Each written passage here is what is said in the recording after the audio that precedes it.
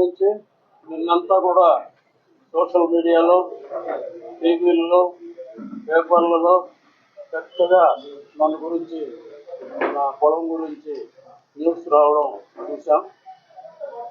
చాలా బాధాకరమైన విషయం.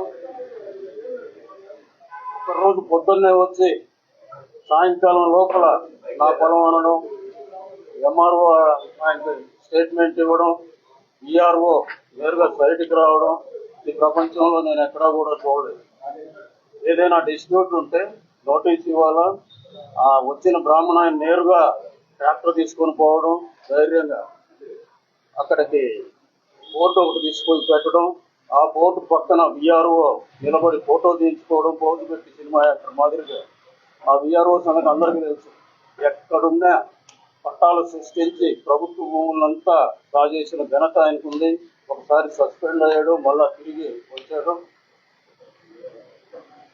ఇది దీనికి సంబంధించిన నా దగ్గర ఉండే డాక్యుమెంట్లు 1954లో దీన్ని పొన్నవోలు దశరథరామరెడ్డి, పొన్నవోలు వేణుగోపాల్ రెడ్డి అనే వాళ్ళు కొన్నారు. దానికి రుజువు ఈ కాగితం ఒకసారి దగ్గర అందరూ చూసి ఇవ్వండి. ఇది కనపడదా? 1954లో 295వ సర్వే నంబర్, డాక్యుమెంట్ నంబరు 192/1954.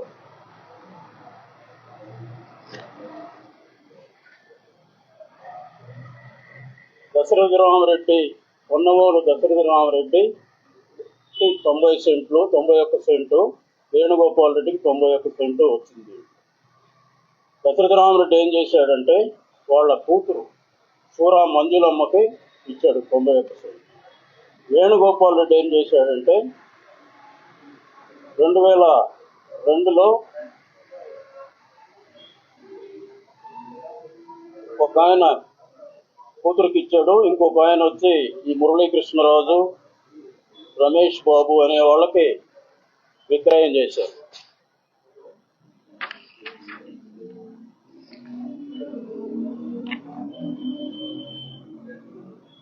2003లో విక్రయం చేశారు 2 డాక్యుమెంట్.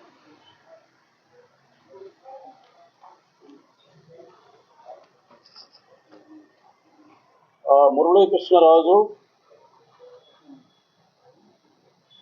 కిలారి రమేష్ బాబు వీళ్ళిద్దరూ కలిసి 2007లో నాకు అమ్మడం జరిగింది. దాని డాక్యుమెంట్ ఇది. ఈ రోజు కూడా నిన్ననే మేము వచ్చిన తర్వాతనే మా పేరుతో రెవెన్యూ రికార్డు తీస్తే మా పేరుతోనే ఉంది. నిన్న రాత్రికి రాత్రి మరి ఏం ప్రెషర్ వచ్చిందో, ఎవరు భయపెట్టారో, ఎంఆర్ఓ ఒక పేపర్ ఇంత దారుణం ఎక్కడా చూడలేదు. ఎంఆర్ఓలు, విఆర్ఓలు భయపడిపోయి పొలిటికల్ వాళ్ళకి ఇట్లాంటి దిగజారుడు కార్యక్రమాలు చేయడం పద్ధతి కాదు.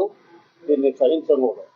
వాళ్ళ ఇద్దరి మీద కూడా కోర్టులో ప్రైవేట్ కేసు వేస్తాం. ఎందుకంటే పోలీసులు కేసు ఇస్తే తీసుకోరు మేము ఎవరికి ఇచ్చినా కూడా.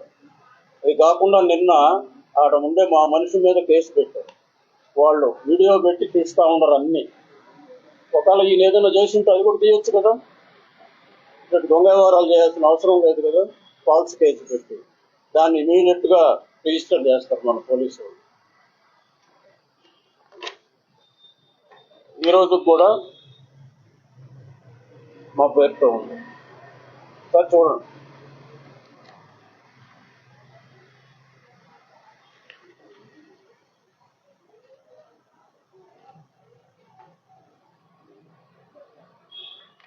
వాళ్ళు క్లెయిమ్ చేసేవాళ్ళు 54లో అంటే దగ్గర 60 ఏళ్ళు పైన ఇన్ని సంవత్సరాలు ఎక్కడ నిద్రపోతూ ఉన్నారు. డైప్లాట్లో ఉండేది కరెక్ట్ కాదు. డాక్యుమెంట్ ఉండాలి. ఎవరిచ్చారు, ఎప్పుడు, ఏ సంవత్సరం ఇచ్చారు ఉండాలా. అది కూడా ప్రూవ్ చేయాలి. ఎక్కడ కలెక్టర్ దగ్గర కానీ లేదా జాయింట్ కలెక్టర్ దగ్గర కానీ ఆర్డీఓ దగ్గర కానీ అప్లికేషన్ ఇచ్చి ప్రూవ్ చేయాలి. అది ఏమీ లేకుండా ఒక డైప్లాట్లో ఉందని ఒక 60 సంవత్సరాల తర్వాత వచ్చి ట్రాక్టర్ వేసుకొని రావడం.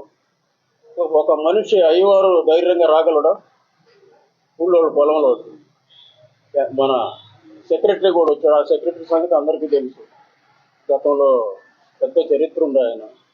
దీని మీద తప్పకుండా కూడా మేము కోర్టులో వాళ్ళ మీద, ఎందుకంటే ట్రెస్పాస్ కింద వస్తుంది, మా పొలంలోకి రాకూడదు, మాకు నోటీస్ ఇవ్వాలి.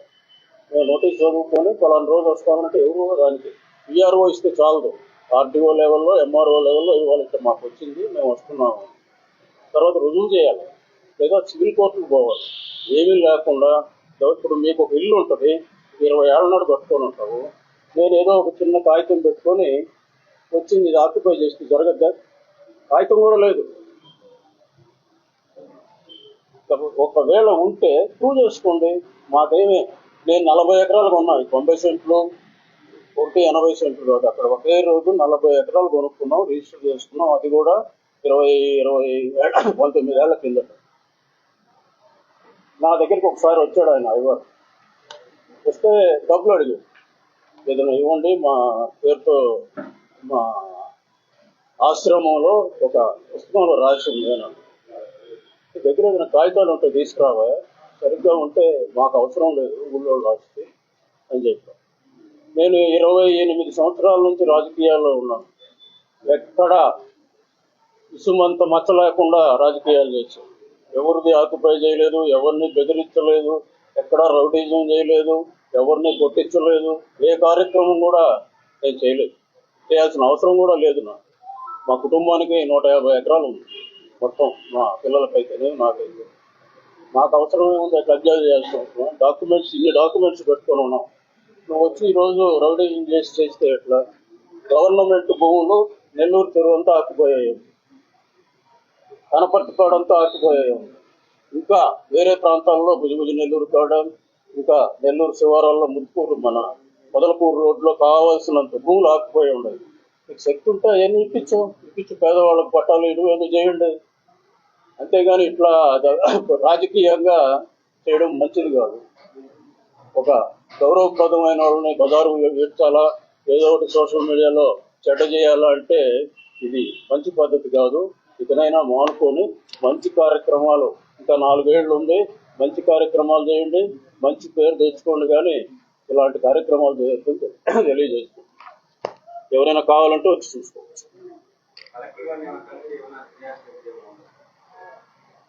ఇక్కడ ఈ ప్రభుత్వంలో ప్రభుత్వ అధికారుల దగ్గర ఏ పని జరగదు. మేము కోర్టు ద్వారానే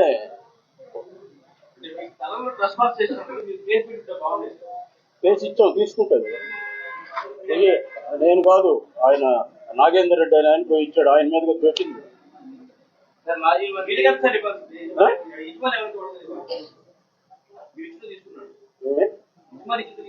పంపించాం, 2 చూస్తామని అన్నాడు. అది ఇది చూసి పరిశీలిస్తామని అన్నాడు.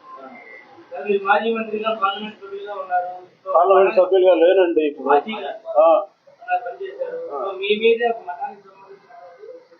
అవునా?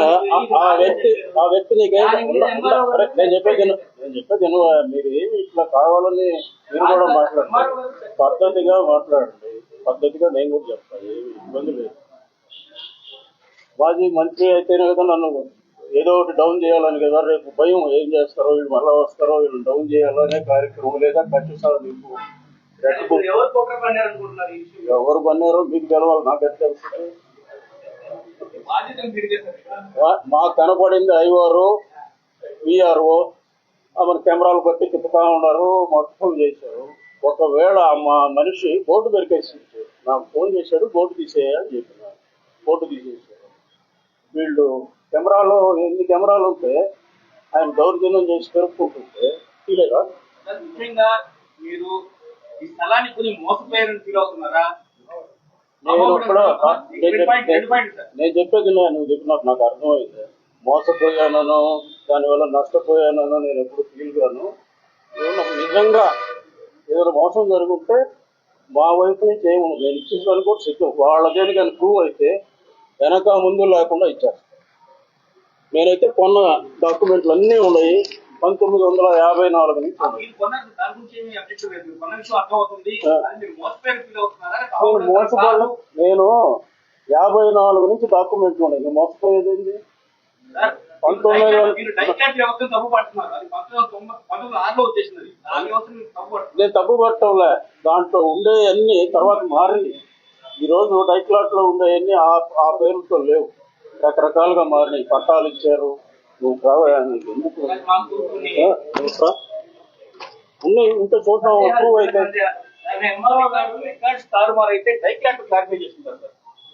నాకు అన్ని తెలియదు. నువ్వు కొనేటప్పుడు ఏం చూస్తావా? ఒక 20 ఏళ్ళ చూస్తావు అంతే కదా. నేను కొనే 19 ఏళ్ళు అయింది. నేను అంతకు ముందు 2003లో వాళ్ళు కొన్నారు నాకు అమ్మిన వాళ్ళు. వాళ్ళకి అమ్మిన వాళ్ళు 54 నుంచి ఉండేవాళ్ళు. ఇంకా నువ్వు ఇంతకన్నా ఏం డాక్యుమెంటేషన్ చేస్తావు?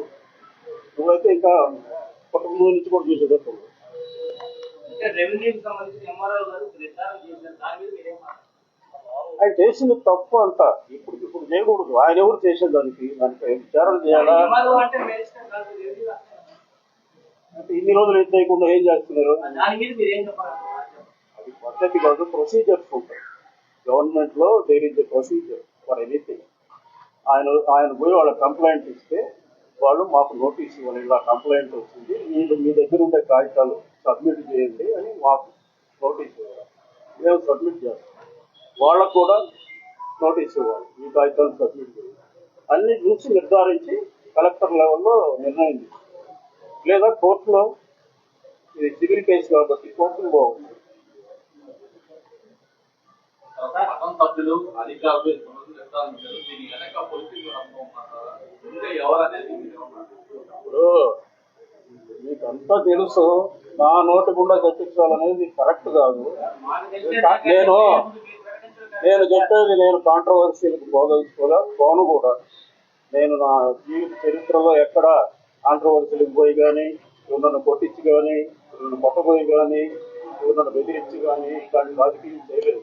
శుద్ధంగా చేసాం, శుద్ధంగా నిష్క్రమిస్తాం అంతేగాని ఇలాంటిది ఉండదు. థ్యాంక్ యూ అందరూ.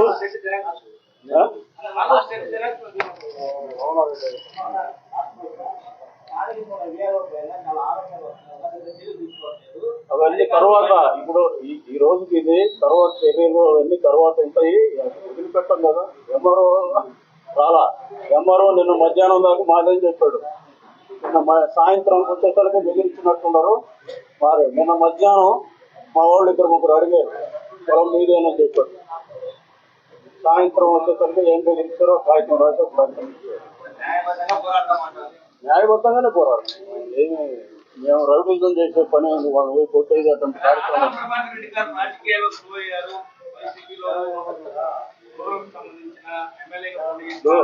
ఇది రాజకీయాలు మాట్లాడాల్సిన సమయం కాదు. ఇంకొక 10-15 రోజుల తర్వాత, ఒక 15 రోజుల తర్వాత ప్రభుత్వ భూములు ఎక్కడెక్కడ ఉన్నాయి ఏమిటి వాటిని అన్నింటినీ కూడా బయటకు తీసి కాంతవాళ్ళు చెప్పేదానికి ఒక పెట్టాము. అన్ని ఇచ్చేయాలి కదా రికార్డు. ఇదే విఆర్ఓ చేసిన కార్యక్రమాలు అన్నీ ఉన్నాయి కదా, అన్నీ తీసి అప్పుడు ఆ రోజు అడగండి. స్లో అంటే ఏముంటుంది మాకు? మేము చెప్తే ఇదే ఆఫీసర్ ఎవరైనా ఉన్నాడా? ఎమ్మెల్యేలు రాజులు. ఏ నియోజకవర్గం ఆ నియోజకవర్గం. ఈవెన్ ఎంపీలకు కూడా ఏమి ఛాన్స్ ఇవ్వరు.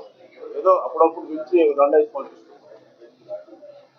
నేను చెప్పేది ఒక ఎమ్మెల్యేని కాదు, మొత్తం రాష్ట్రంలో ఎమ్మెల్యేలు ఆ నియోజకవర్గానికి రాజులు. ఆ రాజ్యంలోకి ఎవరిని రానిరు. అక్కడ ఉండే అధికారులు వాళ్ళు చెప్పినట్టు చేయాలా.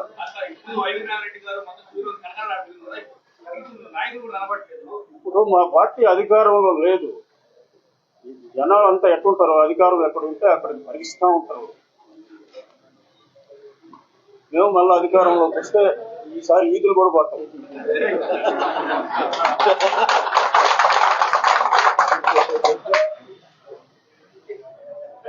మనం ఏదన్నా ఎంఆర్ఓ మా మాట వింటాడా? విఆర్ఓ వింటాడా? ఎవడన్నా పాపం మా మీద ప్రేమ ఉండేవాడు కూడా ఒడికిపోతుంటాడు నన్ను వదిలేసినాను.